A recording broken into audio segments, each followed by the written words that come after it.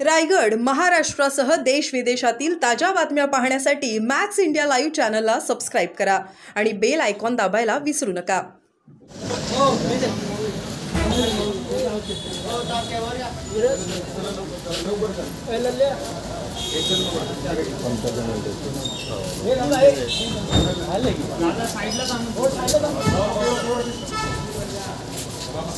ए मागे ना, थोडं मागे दिसू द्या.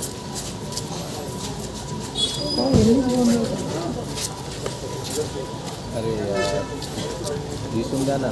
थोडं साईडला त्यांना पुढे येऊ द्या ना ताईंना.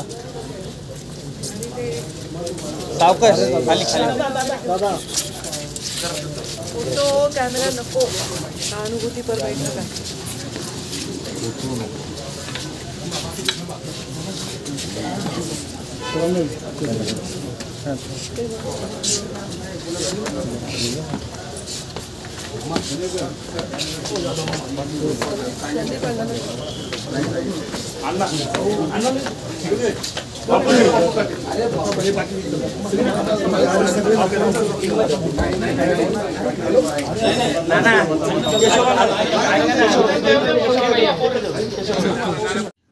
चर्चा आहे आणि सर्वसामान्य माणसाचं मन सुन्न झालेलं आहे.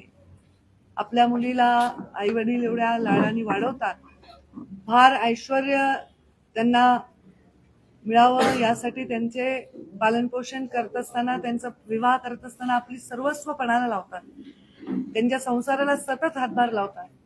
पण आपल्या मुलीचा प्राण अशा पद्धतीने गेला तर त्या आईवडिलांच्या समोर मोठं प्रश्नचिन्ह उभं राहतं.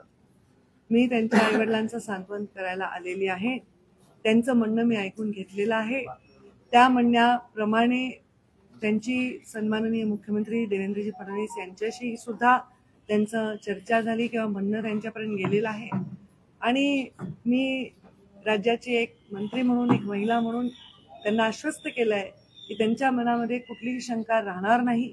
त्यांच्या म्हणण्याप्रमाणे त्यांच्या मुलीच्या बाबतीत जर अन्याय झालेला आहे हे सगळं दिसत आहे, तर त्या ज्यांनी कोणी तिचा जगण्याचा हक्क हिरावून घेतलाय त्यांना अत्यंत कडक शिक्षा होईल असा शब्द मी तिच्या आईवडिलांना दिलेला आहे. पहिल्या दिवसापासून पोलिसांच्या भूमिकेवरती संशय निर्माण झालेला आहे. आता पुन्हा 7 दिवसानंतर पकडण्यात आला आणि जो निलेश चव्हाण आहे त्याच्याकडे बाळ होतं, तो परत एकदा फरार झाला आहे. 20 तारखेलाच या ठिकाणी तक्रार घेऊन गेलेलं होतं, परंतु तो त्याच्याकडे दुर्लक्ष केलं आणि आता तो मोकळ झाला.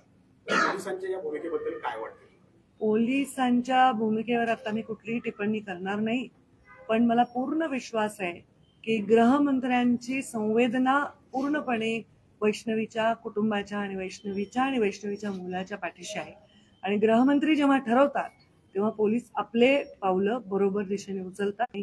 मी एवढंच सांगेन की या विषयावर प्रत्येक अधिकारी अत्यंत निपक्षपातीपणे चौकशी करेल, याची पूर्ण दखल या राज्याचे मुख्यमंत्री आणि गृहमंत्री देवेंद्र फडणवीस घेतील. आम्ही सुद्धा पूर्णपणे वैष्णवीच्या परिवाराच्या पाठीशी काय तर वैष्णवीला न्याय मिळवून द्यायचा.